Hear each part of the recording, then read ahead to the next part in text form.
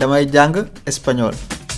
Hola a todas y todos. Somos el bloque de trabajadoras y trabajadores migrantes, una organización autogestiva e independiente. Salaamaaleykum ñu ngi nuyu ñëpp mag ak ndaw ñun ñooy waa bloque trabajadores inmigrantes.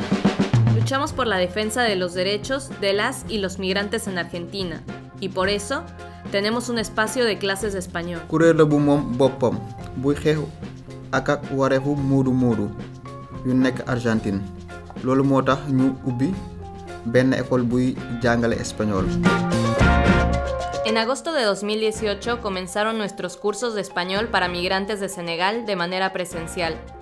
La cuarentena ahora no nos permite juntarnos, pero podemos seguir aprendiendo. ñoo ngi tàmbale suñuy cours yu espagnol yu ñu jégleel muudu yu nekk Argentine te bàyyee ko Sénégal ci weeru août 2018 waaye quarantaine bi ñuy dund te mbas mi waral ko di COVID-19 tax na mënuñoo daje.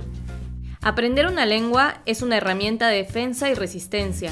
waaye nag mën nañoo wéy di jàng làkkum réew kat dina tax nga mën a aar sa bopp ngànnaay la ngir nga mën a aaru waaye nag it dina mën a tax muudu así como un punto de encuentro entre migrantes que hablamos distintos idiomas. yi nga xam ne dañuy wax ay kàllaama yoo xamante ne bokkul ñu mën a déggoo.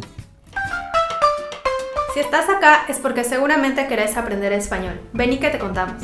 su fekkee ne yaa ngi fii dafa fekk ne bëgg nga dégg kàllaama español. Este video es el primero de una serie de lecciones para hablantes de Wolof que quieren aprender español. kon kaay ñu wax la vidéo bi ñu njëkk a dugal ay jàngale la yoo xamante ne Vamos a aprender el español de Argentina, pero si estás en España o en otro país donde hablan español, también te puede servir.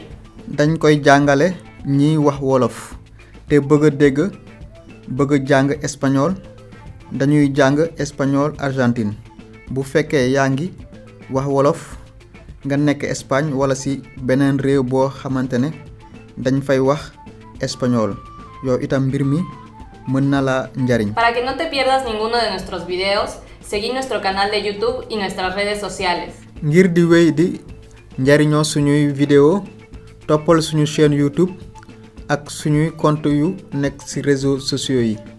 Compartilo con tus amigos y familia y aprendamos juntos. partage ko ak say xarit ak say mbokk ñun ñëpp ñu ànd jàng. Las personas tenemos derecho a migrar. Migrar no es delito, migrar es un derecho humano. tukki du njaaxum tukki sañ-sañ la.